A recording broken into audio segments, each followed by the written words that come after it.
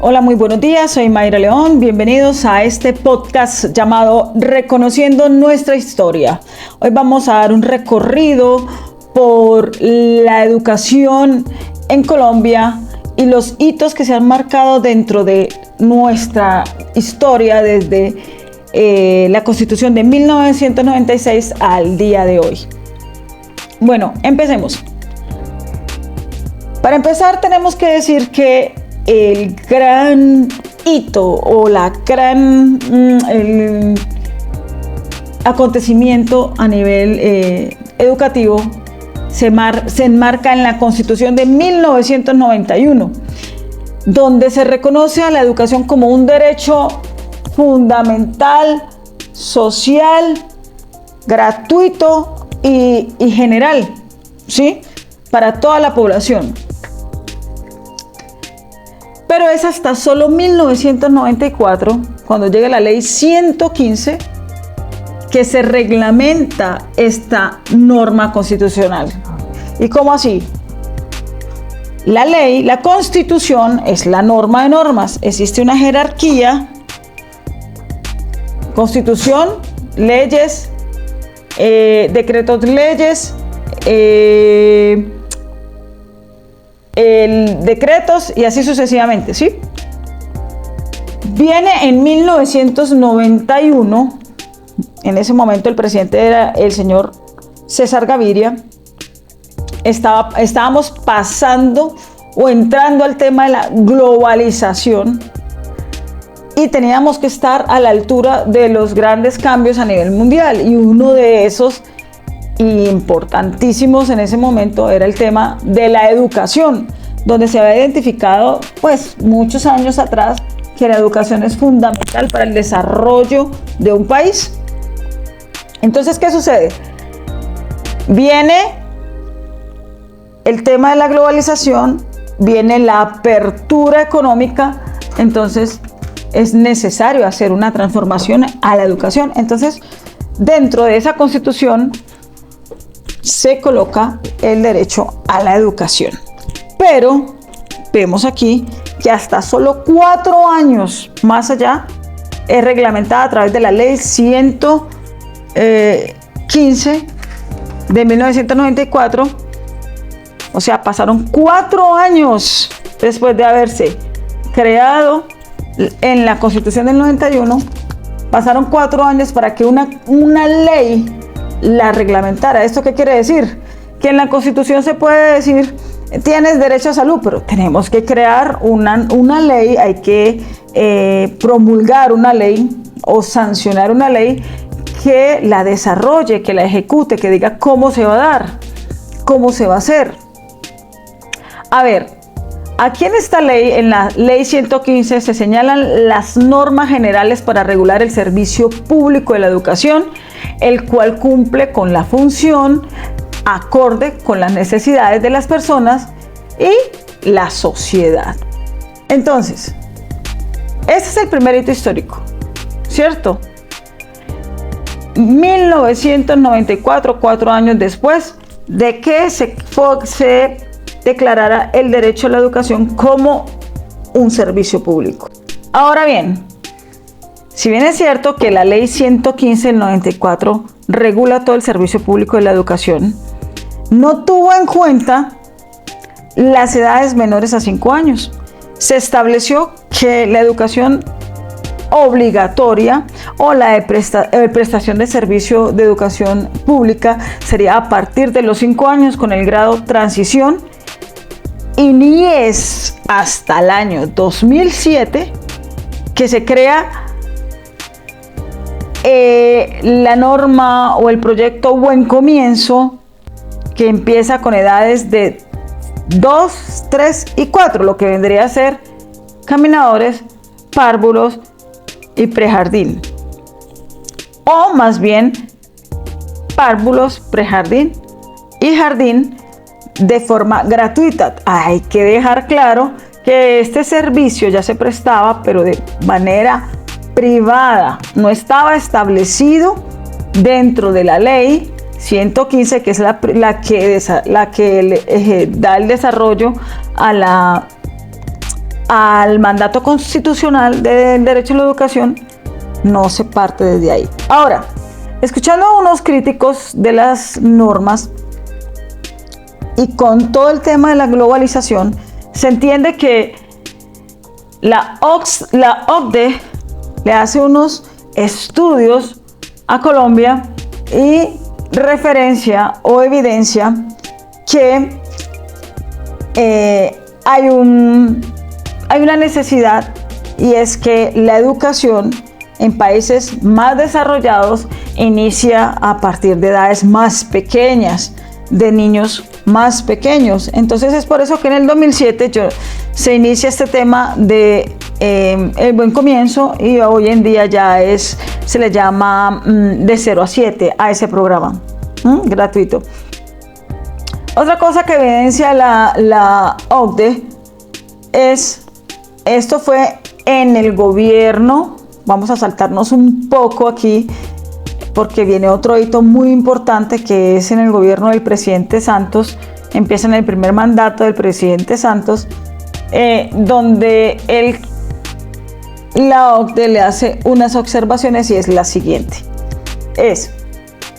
no es que para mejorar la educación se necesiten infraestructura, más bibliotecas, más salones, menos alumnos, sino que la OCDE les dice, realmente para mejorar la educación hay que fijar la mirada en el maestro.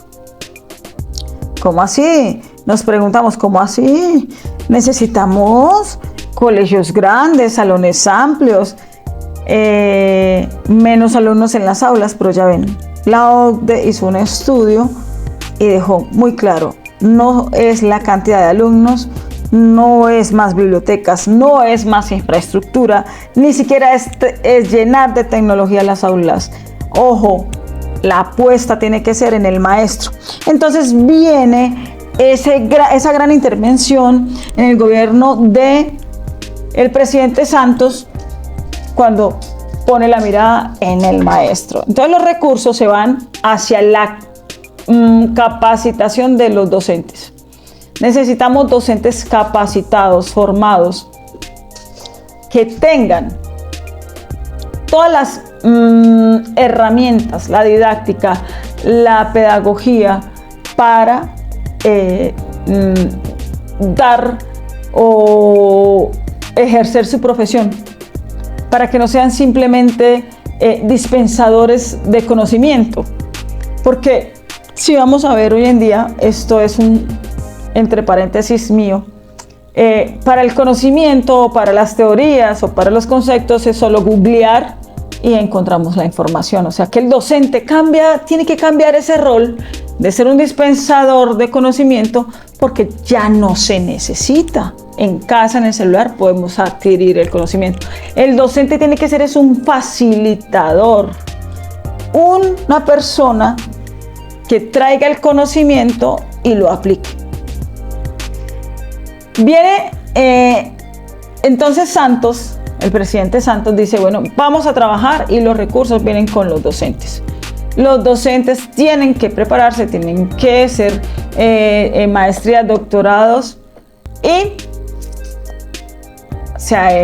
hubo grandes marchas, los docentes no estaban de acuerdo, había mucho docente que no quería, negado al tema tecnológico, a estar todo sistematizado, estar todo en la nube, tener todo en la nube, y hubo una gran resistencia. Todo cambio trae muchas resistencias. Pero para no alargarnos en este podcast, viene un tercer hito. Yo estoy partiendo desde mi postura, lo que yo creo que son hitos realmente importantes. Llega el gobierno del señor Iván Duque, y él ya dice, bueno, me imagino yo, ¿no? Ya tenemos preparados los docentes, ya hay infraestructura, tenemos que trabajar en investigación e innovación. ¿Y por qué? Porque eso es lo que se está viendo a nivel global. Ya no es el docente preparado con maestría, sino que necesitamos que el docente sea investigador y que haya innovación.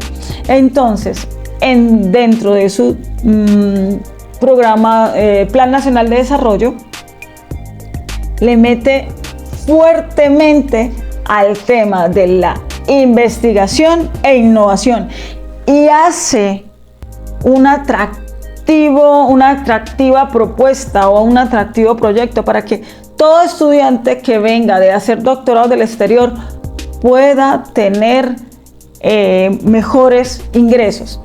Tengo que hacer otro paréntesis aquí. Mi esposo es ingeniero físico, magíster en física, y él es uno de las personas o de los grandes doctores que se hicieron beneficiarios de esto. ¿Qué hizo en el desarrollo de este plan? En ese momento era Colciencias, creo, o MinCiencias hoy en día, hace una convocatoria para los doctores. Y mi esposo fue elegido, se ganó la beca para hacer el postdoc en microbiología y fue becado, y no solamente hizo su postdoc con la Universidad Nacional, sino que le pagaban 8 millones mensuales por estudiar, adicionalmente a su trabajo. Entonces, este hito para mí es un hito. ¿Por qué? Porque hoy en día lo más importante en los temas de todas las áreas, sea medicina, ingeniería, educación, es la investigación. Porque tenemos que ir al ritmo de la globalización. ¿Qué más hace el señor Iván Duque con su plan de desarrollo? Dice, ahora tenemos que llevar esta investigación, esta innovación a las industrias, a las empresas. Y aquí vuelvo y hago un paréntesis. Mi esposo trabaja en la Universidad ITM de Medellín y también fue beneficiario de este proyecto, pero ya lo voy a explicar. El ITM contrató, las empresas públicas de Medellín contrataron a la Universidad ITM para que les diera unas capacitaciones en la implementación de unos sensores. Mi esposo es especialista en sensores y desarrollo de antenas con fibra óptica. Entonces, aquí se materializa lo que estaba ahí en ese plan de desarrollo. Es llevar las investigaciones a la empresa. Entonces, mi esposo lo contratan al ITM, a la universidad. Él capacita a los técnicos del EPM para que puedan utilizar unos sensores, porque EPM contrató con China. China les trajo una tecnología, pero no los capacitó. Entonces, ahí se materializa eso que enmarca también dentro del plan de desarrollo del gobierno Duque, que la investigación salga a la universidad y se vaya a la empresa privada y a la empresa pública. Eso como uno de los hitos de la historia. Ahora, que si hemos reciclado políticas públicas, podríamos decir que no hemos reciclado, ni siquiera la hemos terminado de desarrollar. Vamos nada más a la ley 115, no la hemos terminado de desarrollar. La ley 30, que es la que se encarga del tema de la educación superior, sobre todo, no solo de educación superior. Estamos teniendo un gran hito en este momento, y me disculpan que repita tanto la palabra hito. Estamos teniendo un hito en este momento porque hay 2 artículos que están siendo cuestionados porque ya se encuentran prácticamente, están estorbando para que las universidades puedan dar el matrícula cero. Porque hacia grandes rasgos, como lo son el artículo 86 y el artículo 87 de la Ley 30 de 1992. Estos artículos están en este momento causando inconvenientes a las universidades públicas en la actualidad. ¿Por qué? Porque esto fue hace 30 años después sigue siendo la misma cantidad de ingresos para la universidad, pero la universidad creció. Es decir, la ley se creó para un bebé, así haciéndolo como un ejemplo, pero el bebé se creció y es como si lo siguiéramos alimentando a un adolescente, lo siguiéramos alimentando con tetero o fórmulas lácteas, algo como eso. Es decir, se dice dentro de esos dos artículos, vamos a dar este porcentaje para las universidades del PIB para la universidad pública, pero resulta que la universidad se creció, necesita más recursos, pero la norma sigue siendo de la de hace 30 años, entonces hay que actualizarlo. Son muchas las cosas que todavía se tienen que hacer. Yo no diría que hemos reciclado, ni siquiera hemos desarrollado bien las normas y las leyes que existen. Adicionalmente, todavía estamos como en una especie de ejercicio de aplicación de la inclusión, que son normas que se han creado hace poco, la inclusión a las personas con discapacidades, bien sean de auditivas, físicas o mentales, ¿sí? Entonces, hemos preparado, tenemos la norma, se llevan los niños o el estudiante, pero el docente no está preparado, las aulas no están adecuadas y no hay recursos para esto. Entonces, en mi concepto no se ha reciclado, ni siquiera se ha desarrollado.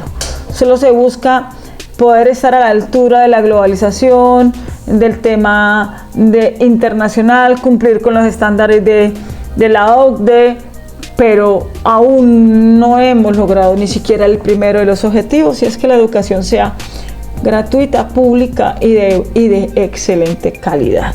Hasta aquí llegamos con este podcast. Agradezco mucho que me hayan escuchado. Tengo que contarles que esto es una actividad de la materia electiva Políticas Educativas de la Universidad Minuto de Dios, más puntualmente para la maestría en educación que estoy cursando actualmente. Gracias por escucharme, un abrazo y feliz día.